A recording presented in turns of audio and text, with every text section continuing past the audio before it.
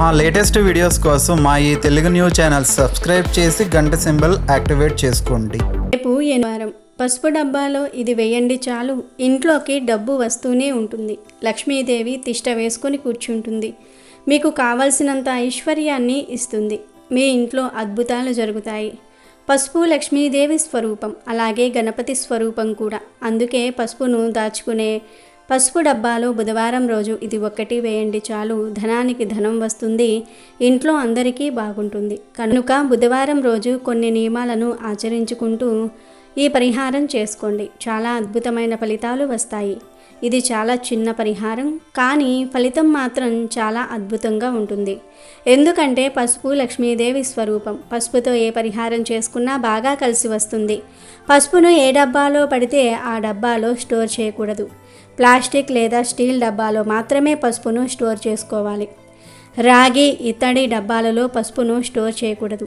అలాగే పసుపు డబ్బాను, ఉప్పు డబ్బాను ఎప్పుడూ కూడా వంటగదిలో పక్కపక్కన పెట్టకూడదు, విడివిడిగా పెట్టుకోవాలి. ఇక ప్రత్యేకంగా బుధవారం రోజు పసుపు డబ్బాలో ఇది ఒక్కటి వేస్తే చాలు, మీకు ఉండే ధన సమస్యలన్నీ కూడా పోయి వద్దన్న ధనం వస్తూనే ఉంటుంది. లక్ష్మీదేవి అనుగ్రహం కలుగుతుందని శాస్త్రాలు చెప్తూ ఉన్నాయి. మరి ఇంతకీ బుధవారం రోజున పసుపు డబ్బాలో ఏం వేయాలి అనే విషయాన్ని ఇప్పుడు మనం ఈ వీడియోలో వివరంగా తెలుసుకుందాము. అంతకన్నా ముందు ఒక చిన్న కథను విందాం. కామెంట్ బాక్స్లో ఓం గం గణపతియే నమః అని కామెంట్ చేయండి. అలాగే ఈ వీడియోని లైక్ చేసి షేర్ చేయండి. అలాగే మా ఛానల్ని కూడా సబ్స్క్రైబ్ చేసుకోవటం మర్చిపోవద్దు. అది దత్తమైన పచ్చని వృక్షాలతో నిండిన ఒక సుందరమైన అరణ్య ప్రాంతం. ఆ అడవికి ఆనుకుని ఉన్న ఒక పురాతనమైన పవిత్రమైన శివాలయం పక్కన ఉన్న కోనేరు మెట్ల మీద గౌరీ అనే ఒక యువతి ఒంటరిగా కూర్చుని శోక సముద్రంలో మునిగిపోయి ఉంది. ఆమె కళ్ళ నుండి కన్నీరు ధారగా కారుతోంది. దానికి కారణం ఆమెకు ఆ రోజు నెలసరి రావడం. ఇంట్లో పెద్దలు ఆమెను అపవిత్రమైనదిగా చూస్తూ గుమ్మం బయట ఒక మూలన కూర్చోపెట్టారు. ఎవ్వరినీ తాకకూడదని, పూజాగది వైపు వెళ్ళకూడదని కఠినమైన నియమాలు విధించారు. ఆడజన్మ ఎందుకింత శాపగ్రస్తమైనది? దేవుడు ఆడవారికి మాత్రమే ఈ నెలసరి కష్టాన్ని, ఈ అంటరానితనాన్ని ఎందుకిచ్చాడు? అసలు ఈ సమయంలో స్త్రీని ఎందుకు అంత దూరంగా ఉంచుతారు అని తనలో తాను కుమిలిపోతూ దేవుణ్ణి నిలదీస్తూ ఏడుస్తోంది గౌరీ. ఆ సమయంలో ఆ అడవి పొదల్లో నుండి ఒక అద్భుతమైన కాంతివంతమైన నీలం, ఆకుపచ్చ రంగుల ఈకలు కలిగిన ఒక అందమైన నెమలి ఆమె ముందుకు వచ్చింది. ఆ నెమలి కళ్ళలో ఏదో తెలియని దివ్యత్వం ఉట్టిపడుతోంది. అది తన పింఛాన్ని విప్పి గౌరీ వైపు చాలా జాలిగా చూస్తూ ఆశ్చర్యకరమైన స్పష్టమైన మానవ స్వరంతో మాట్లాడటం మొదలుపెట్టింది. ఓ అమ్మా గౌరీ, ఎందుకంతలా విలపిస్తున్నావు? ఈ సృష్టిలో ప్రతి జీవికి, ప్రతి నియమానికి వెనుక ఒక పరమార్థం ఉంటుంది. ఆడవారికి నెలసరి రావడం అనేది ఒక శాపం కాదు, అది సృష్టిని కాపాడే ఒక గొప్ప త్యాగం అంది ఆ నెమలి మధురమైన స్వరంతో. ఈ మాటలు వినగానే గౌరీ ఉలిక్కిపడి కళ్ళు తుడుచుకుని చుట్టూ చూసింది. అక్కడ ఎవరూ మనుషులు లేరు. తన ముందు నిలబడి తన కళ్ళలోకి సూటిగా చూస్తున్న ఆ నెమలి వైపు ఆశ్చర్యంగా చూసింది. ఓ నెమలి, నువ్వు మాట్లాడుతున్నావా? అసలు నువ్వు ఎవరు? ఒక పక్షి మనిషిలా మాట్లాడటం ఏమిటి? నా భ్రమ లేక దేవుని మాయా అని వణుకుతున్న స్వరంతో కన్నీళ్లు ఆరని కళ్ళతో అడిగింది గౌరీ.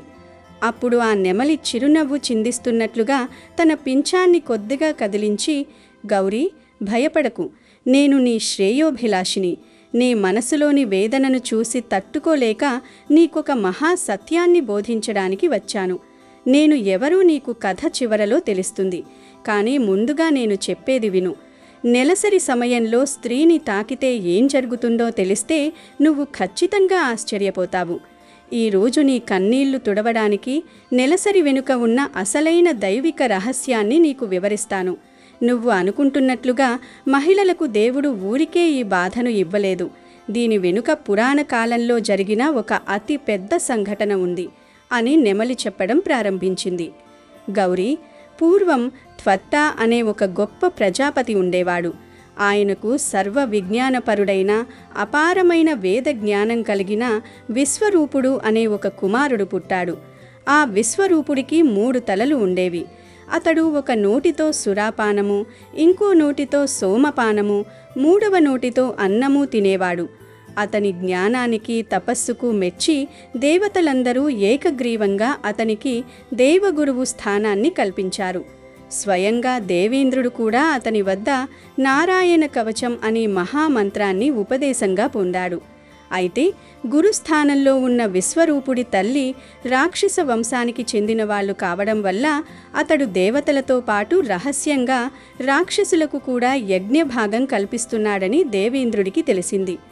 రాక్షసులు ఎక్కడ బలపడిపోయి దేవలోకాన్ని ఆక్రమించర్దారా అన్న భయంతో విచక్షణ కోల్పోయిన ఇంద్రుడు తన చేతులతో తన గురువైన విశ్వరూపుడి 3 తలలను ఖండించి దారుణంగా సంహరించాడు.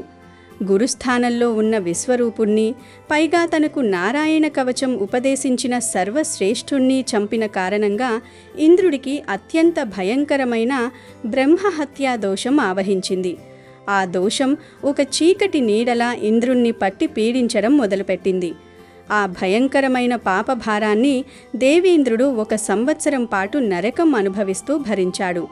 ఇక ఆ దోషాన్ని భరించలేక బ్రహ్మదేవుణ్ణి శరణు వేడగా ఆ దోషాన్ని 4 భాగాలు చేసి పంచమని బ్రహ్మ సూచించాడు. అప్పుడు ఇంద్రుడు ఆ మహాపాపాన్ని భూమికి, నీటికి, చెట్లకు, స్త్రీలకు సమానంగా పంచాడు. మొదటిగా ఆ దోషాన్ని స్వీకరించినందుకు ఇంద్రుడు భూమికి ఒక గొప్ప వరం ఇస్తాడు. భూమి మీద ఎంత లోతైన గొయ్యి తవ్వినా సరే అది కాలక్రమేణా తిరిగి యథారూపం సంతరించుకుని పూడిపోయేటట్లు వరమిచ్చి దానికి ప్రతిగా బ్రహ్మారత్య పాపంలో 1 వంతు భూమికిచ్చాడు.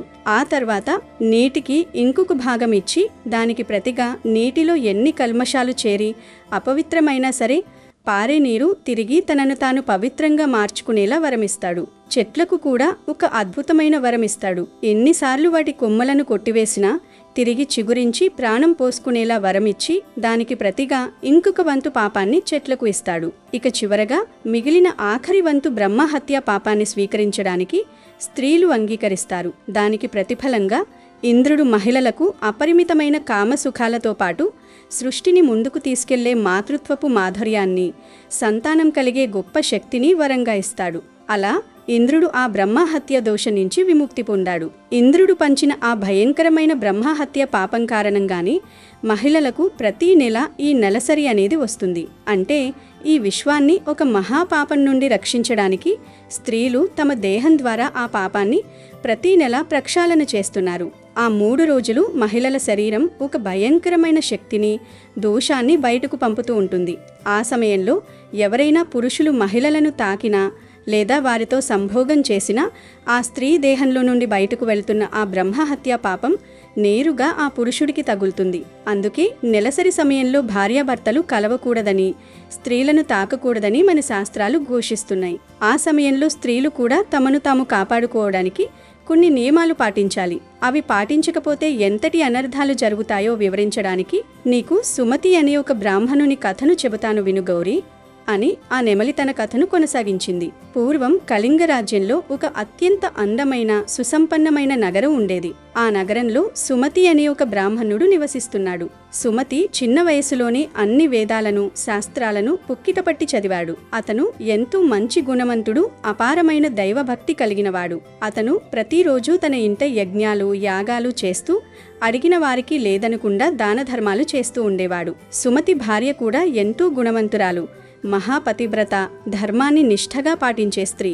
ఒకసారి సుమతి తన ఇంట్లో అత్యంత వైభవంగా సత్యనారాయణ స్వామి వ్రతాన్ని చేయాలని సంకల్పించాడు. ఆ వ్రతానికి నగరంలో ఉన్న పండితులైన బ్రాహ్మణులనందరినీ ఆహ్వానించాడు.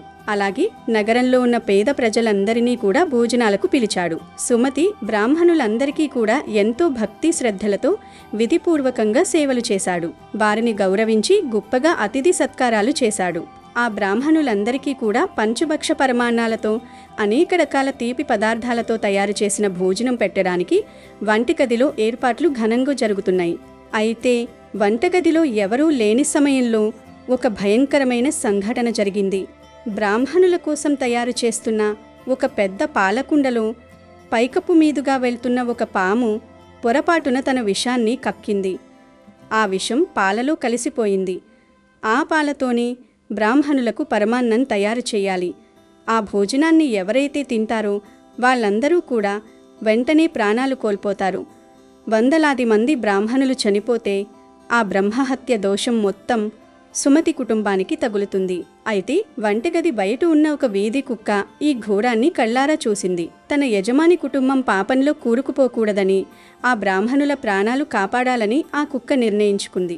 వెంటనే అది పరుగెత్తుకుంటూ వెళ్ళి ఆ కుండలోని విషం కలిసిన పాలను మొత్తం తాగేసింది. ఆ పాలు తాగుతున్న సమయంలోనే సుమతి భార్య అక్కడికి వచ్చింది. ఒక వీధి కుక్క పవిత్రమైన పాలకుండను ఎంగిలి చేయడం చూసి ఆమెకు విపరీతమైన కోపం వచ్చింది. దాంతో ఆమె పక్కనే ఉన్న ఒక పెద్ద కర్ర తీసుకుని ఆ కుక్కను దారుణంగా అత్యంత కిరాతకంగా కొట్టింది. ఆ దెబ్బలకు కుక్క శరీరంలోని ఎముకలన్నీ విరిగిపోయాయి. ప్రాణాపాయ స్థితిలో ఉన్న ఆ కుక్క ఏమీ చేయలేక తనలో తనే ఆవేదన చెందుతూ అక్కడి నుంచి నెమ్మదిగా గుమ్మం బయటకు వచ్చి పడిపోయింది. అదే సమయంలో భోజనాలు పూర్తి అయిన కొంచెం సేపటి తర్వాత ఆ బ్రాహ్మణులందరూ సుమతిని ఆశీర్వదించి అక్కడి నుంచి వెళ్ళిపోయారు. ఆ తర్వాత ఆకలితో ఉన్న పేదవారందరికీ కూడా భోజనాలు పెట్టాడు సుమతి. ఇలా తన వ్రతాన్ని విజయవంతంగా పూర్తి చేసి రాత్రి సమయంలో అలసిపోయి తన గుమ్మంలో కడుగు పెట్టాడు. ఆ గుమ్మం ముందు ఆ రోజు ఉదయం దెబ్బలు తిన్న కుక్క మరియు అక్కడి కట్టేసి ఉన్న ఒక ముసలి ఎద్దు మాట్లాడుకుంటూ ఉన్నాయి. ఆ రాత్రి నిశ్శబ్దంలో ఆ కుక్క ఎద్దు మాట్లాడుకునే మాటలన్నిటినీ విన్న సుమతికి ఆశ్చర్యంతో పాటు భయం కూడా వేసింది. ఆ కుక్క ఆ ఎద్దుతో ఇలా అంటోంది, స్వామి, ఈరోజు మన కుమారుడు సుమతి ఇంట్లో ఒక ఘోరం జరగబోతే నేనాపాను. బ్రాహ్మణుల కోసం తయారు చేసిన పాలకుండలో ఒక పాము విషాన్ని కక్కింది. ఆ విషం కలిసిన పాలు తాగితే బ్రాహ్మణులందరూ చనిపోతారని, మన కొడుక్కి పాపం తగులుతుందని నేనే ఆ పాలను తాగేశాను. కానీ మన కోడలు నేను చేసిన మేలు తెలియక నన్ను ఒక కర్రతో ప్రాణం పోయేలా కొట్టింది. నా శరీరంలోని భాగాలన్నీ విరిగిపోయి విపరీతమైన నొప్పితో బాధపడుతున్నాను అని అంది కుక్కడ. ఆ మాటలు విన్న ఎద్దు కన్నీరు కారుస్తూ చాలా బాధపడింది. ఎద్దు తన బాధను చెప్తూ, నేను సుమతికి తండ్రిని. నా కొడుకు ఈరోజు వచ్చిన వారందరికీ కడుపు నిండా భోజనం పెట్టి పంపించాడు. కానీ కనీసం నాకు గుప్పెడు గడ్డిని కూడా వెయ్యలేదు. నేను ఆకలితో కాలిపోతున్నాను. 100 మందికి అన్నం పెట్టిన నా కొడుకు తన తండ్రి ఆకలి తీర్చలేకపోయాడు అని రోధించింది. ఈ మాటలు విన్న సుమతి గుండె పగిలిపోయింది. ఎందుకంటే ఆ కుక్క, ఆ ఎద్దు ఎవరూ కాదు. అవి గత జన్మలో సుమతికి జన్మనిచ్చిన తల్లిదండ్రులు. తన తల్లిదండ్రులు పూర్వజన్మలో చేసిన పాపాల వల్ల ఈ జన్మలో కుక్క మరియు ఎద్దులుగా జన్మించారని సుమతికి అర్థమైంది. ఇదంతా విన్న సుమతి రాత్రంతా నిద్రపోలేదు. నేను ఎప్పుడూ ఎటువంటి పాపాలు చెయ్యలేదు, ఎన్నో ధర్మకార్యాలను చేశాను. అయినా నా తల్లిదండ్రులు ఎందుకిన్ని కష్టాలు అనుభవించాల్సి వస్తుంది? వీరు ఏ పాపం చేయడం వల్ల ఇలా జంతువులుగా జన్మించారు? వీరిని ఉద్ధరించడానికి నేనేం చెయ్యాలి అని రాత్రంతా విలపించాడు. మరుసటి రోజు తెల్లవారగానే సుమతి అడవిలో ఉన్న తన గురువుగారి ఆశ్రమానికి పరిగెత్తుకుంటూ వెళ్ళాడు. సుమతిని చూసిన గురువు, ఏమిటి శిష్య, ఎందుకింత ఆందోళనగా ఉన్నావు అని అడిగాడు. అప్పుడు సుమతి జరిగిందంతా వివరించి, గురువుగారు, నా తల్లిదండ్రులు ఎందుకిలాంటి జన్మలెత్తారో మీరే మీ యోగశక్తితో తెలుసుకుని వారికి ముక్తి పొందే మార్గం చెప్పండి అని వేడుకున్నాడు. అప్పుడు ఆ గురువు పద్మాసనం వేసి జ్ఞానముద్రలో కూర్చుని తన దివ్యమైన యోగ దృష్టితో వారి పాపకర్మలను పరిశీలించాడు. కొంత సమయానికి గురువు కళ్ళు తెరిచి ఇలా అన్నాడు, శిష్య, నీ తల్లిదండ్రులు పూర్వజన్మలో ఎంతో పెద్ద పాపాన్ని చేశారు. ఎద్దు రూపంలో ఉన్న మీ తండ్రి ఏకాదశి వ్రతం చేశాడు. కానీ ఆ రోజు నియమాన్ని ఉల్లంఘించి భోజనం చేశాడు. ఆయన ఎటువంటి దానధర్మాలు చేయలేదు. పితృదేవతలకు శ్రాద్ధకర్మలను కూడా విధిపూర్వకంగా నిర్వహించలేదు. అంతకంటే మహాపాపం ఏమిటంటే, నీ తండ్రి పూర్వజన్మలో నీ తల్లికి నెలసరి వచ్చిన సమయంలో తన కామాన్ని ఆపుకోలేక ఆమెతో సంభోగించాడు. నెలసరి సమయంలో స్త్రీని తాకితే వచ్చే బ్రహ్మహత్య పాపం కారణంగానే ఈ జన్మలో నీ తండ్రికి ఎద్దు జన్మ లభించింది. ఇక నీ తల్లి గురించి చెబుతాను విను. నీ తల్లి కూడా దారుణమైన తప్పులు చేసింది. ఆమె నెలసరి సమయంలో ఒంటరిగా విశ్రాంతిగా ఉండకుండా భోజనాన్ని వండింది. ఆ అపవిత్రమైన సమయంలోనే భగవంతుడికి పూజలు చేసింది. అత్యంత పవిత్రమైన తులసిమాతకు నీటిని పోసింది. ఆ సమయంలో కూడా వంట సామాగ్రిని తాకింది, ధనాగారాన్ని తాకింది. విడిగా కూర్చోకుండా ఇంట్లో ఉన్న వస్తువులన్నింటినీ ఇష్టానుసారంగా తాకి భగవంతుడికి నైవేద్యాన్ని పెట్టింది. ఆ కారణంగానే ఆమెకు మహాపాపం తగిలింది. నెలసరి సమయంలో మహిళలు 3 రోజులు బ్రహ్మహత్య దోషం వల్ల అపవిత్రంగా ఉంటారు. ఆ సమయంలో మహిళలు పూజల లాంటి కార్యక్రమాలు చేయకూడదు. ఆ 3 రోజుల పాటు తమ తలని కూడా అంటుకోకూడదు. తలస్నానం చేయకూడదు. అలా చేస్తే భర్త యొక్క ఆయుష్షు తగ్గిపోతుంది. ముక్కలను, పచ్చిని వృక్షాలను తాకకూడదు. తాకితే అవి మాడిపోతాయి లేదా ఎండిపోతాయి. ఆ సమయంలో మహిళలతో ఎటువంటి సంబంధం పెట్టుకోకూడదు. ఒకవేళ సంబంధం పెట్టుకుంటే వారికి బ్రహ్మహత్య చేసిన పాపం అంటుకుంటుంది. వారు ధరించిన వస్త్రాలను ఎవరైతే తాకుతారో వారికి కూడా పాపం అంటుకుంటుంది. స్త్రీలు 4వ రోజు తలస్నానం చేసిన తర్వాతే పవిత్రమవుతారు. ఈ నియమాలను ఉల్లంఘించినందువల్లే మీ తల్లికి కుక్క జన్మ లభించింది అని గురువుగారు సుమతితో చెప్పారు. అప్పుడు సుమతి కన్నీళ్లు పెట్టుకుంటూ, గురువుగారు, దీనికి పరిష్కారం లేదా అని అడిగాడు. అప్పుడు గురువు, నువ్వు వచ్చే అమావాస్య నాడు నీ తల్లిదండ్రుల కోసం విధిగా పిండ ప్రదానం చెయ్యి, గోవులకు సేవ చెయ్యి. అలాగే భాద్రపద శుక్ల పంచమి నాడు నీ తల్లిదండ్రుల పేరు మీద రిషి పంచమి వ్రతాన్ని నిష్ఠగా చెయ్యి. నీ భార్యతో కూడా ఈ వ్రతాన్ని చేయించు. ఈ రిషి పంచమి వ్రతాన్ని చేస్తే అంటూ ముట్టు వలన వచ్చే దోషాలన్నీ నశించిపోతాయి. నీ తల్లిదండ్రులకి ముక్తి కలుగుతుంది అని చెప్పాడు. తన గురువుగారు చెప్పినట్టే అత్యంత శ్రద్ధగా చేశాడు సుమతి. దాంతో కుక్క, ఎద్దు రూపాలను ఉన్న ఆయన తల్లిదండ్రులు తమ దేహాలను వదలి పుణ్యలోకాలకు తరలిపోయారు. కథ ముగించిన నెమలి గౌరి కళ్ళలోకి సూటిగా చూస్తూ ఇలా అంది. గౌరీ, నెలసరి సమయంలో మహిళలు ఎటువంటి పనులు చెయ్యకూడదో, పురుషులు స్త్రీలను తాకితే ఏమవుతుందో ఇప్పుడు నీకు స్పష్టంగా అర్థమైంది కదా. అయితే నీకిప్పుడొక ఊహించని నిజం చెప్పబోతున్నాను. ఆ నిజం తెలిస్తే నువ్వు షాక్ అవుతావు. నెమలి కళ్ళు చెమ్మగిల్లాయి. ఆ కుక్క బ్రాహ్మణులను కాపాడటానికి విషం తాగితే దాన్ని కరుణ లేకుండా కుట్టింది సుమతి భార్య, అవునా? ఆ రోజు ఆ కుక్క తన మనసులో, నా కోడలు తెలియక చేసిన తప్పును క్షమించు భగవంతుడా అని ప్రార్థించింది. కానీ కర్మ సిద్ధాంతం ఎవ్వరినీ వదిలిపెట్టదు.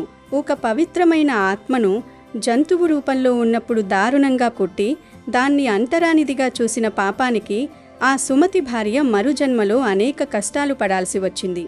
గౌరీ, ఆ సుమతి భార్య మరెవ్వరో కాదు, ఈ జన్మలో నువ్వే అనంది నెమలి. గౌరీ ఈ మాట వినగానే ఆశ్చర్యంతో, భయంతో నిశ్చేష్టురాలయింది. ఆమె నోటి నుండి మాట రాలేదు. కళ్ళ వెంట బొటబొట కన్నీళ్లు రాలాయి. నేనే ఆ క్రూరురాల్నా? తెలియక చేసిన ఆ మహాపాపానికి ఇంత శిక్ష అంటూ రోదించింది. మరి నువ్వెవరు? ఇదంతా నీకెలా తెలుసు? నన్ను ఉద్ధరించడానికి వచ్చిన దేవతవా అని 2 చేతులు జోడించి అడిగింది గౌరీ. అప్పుడు ఆ నెమలి మృదువుగా నవ్వింది. మరుక్షణమే ఆ ప్రాంతమంతా ఒక దివ్యమైన, కళ్ళు చెదిరే కాంతితో నిండిపోయింది. ఆ నెమలి స్థానంలో దివ్యాభరణాలు ధరించి కోటి సూర్యప్రభలతో సాక్షాత్తు జగన్మాత పార్వతీదేవి ప్రత్యక్షమైంది. ఆ అద్భుత రూపాన్ని చూసిన గౌరీ ఆనందంతో, భక్తితో పరవశించిపోయి అమ్మవారి పాదాలపై పడింది. గౌరీ, లే, నా బిడ్డవు నువ్వు. నీ కర్మఫలం ఈనాటితో తీరిపోయింది. ఆడజన్మ ఎందుకింత శాపగ్రస్తమైనది అని నువ్వు కుమిలిపోతూ ఈ సృష్టిని, దేవుడిని నిలదీస్తుంటే ఆ జగన్మాతగా నేను తట్టుకోలేకపోయాను. నీ మనసులోని ఆవేదనను, సందేహాన్ని తీర్చి నెలసరి వెనుక ఉన్న సృష్టి రహస్యాన్ని నీకు బోధించడానికే నేను ఈ నెమలి రూపంలో భూమి మీదకు వచ్చాను అని పార్వతీదేవి కరుణాపూరితమైన స్వరంతో పలికింది. ఇప్పుడు అర్థం చేసుకో గౌరీ, నెలసరి సమయంలో నిన్ను దూరంగా ఉంచడమంటే అది నీ మీద అసహ్యం కాదు. ఇంద్రుడి బ్రహ్మహత్యా దోషాన్ని మోస్తున్న నీ శరీరానికి పూర్తి విశ్రాంతి కావాలి. ఆ సమయంలో నీ శరీరంలో ఉన్న అగ్నిలాంటి శక్తి ఇతరులకు సోకకుండా ఉండటానికే నిన్ను దూరంగా ఉంచుతారు. అదొక శిక్ష కాదు, ప్రకృతి నీకిచ్చిన ఒక రక్షణ కవచం. ఎవరైతే పురుషులు ఆ సమయంలో మహిళలను తాకుతారో వారికి ఆ బ్రహ్మహత్య పాపం తగులుతుంది. నువ్వు ఆనాడు చేసిన పాపానికి ఈనాటితో ప్రాయశ్చిత్తం పూర్తయింది. ఇక ఏరుపు మాని సృష్టికి మూలమైన స్త్రీగా పుట్టినందుకు గర్వించు అని దీవించి పార్వతీదేవి చిరునవ్వుతో అంతర్ధానమైంది. గౌరి మనసులోని భారమంతా ఒక్కసారిగా తొలగిపోయింది. సాక్షాత్తు పార్వతీదేవియే వచ్చి తన సందేహాన్ని తీర్చడంతో ఆమె జన్మ ధన్యమైంది. నెలసరి సమయంలో స్త్రీని ఎందుకు దూరంగా ఉంచుతారో, తాకితే ఏం జరుగుతుందో తెలుసుకున్న ఆమెకు జీవితం మీద, సృష్టి ధర్మం మీద అపారమైన గౌరవం పెరిగింది. ఈ రహస్యం ఎవరికైనా తెలిస్తే నిజంగానే ఆశ్చర్యపోతారు. స్త్రీమూర్తిని దేవతలా పూజిస్తారు అని తనలో తాను అనుకుంటూ ఒక దివ్యమైన ప్రశాంతతతో తన ఇంటివైపు అడుగులు వేసింది గౌరి. వీడియోలోకి వస్తే పసుపు అనేది చాలా పవిత్రమైన పదార్థం. పసుపు అంటే లక్ష్మీదేవికి ఎంతో ఇష్టం. బుధవారం రోజు పసుపు డబ్బాలో ఇది ఒక్కటి వేస్తే చాలు, కష్టాలన్నీ కూడా పోతాయి, సమస్యలు పోతాయి, ధనం వస్తూనే ఉంటుంది, లక్ష్మీదేవి అనుగ్రహం కలుగుతుంది, ధన సమస్యలన్నీ కూడా పోతాయని సిద్ధశాస్త్రం చెప్తుంది.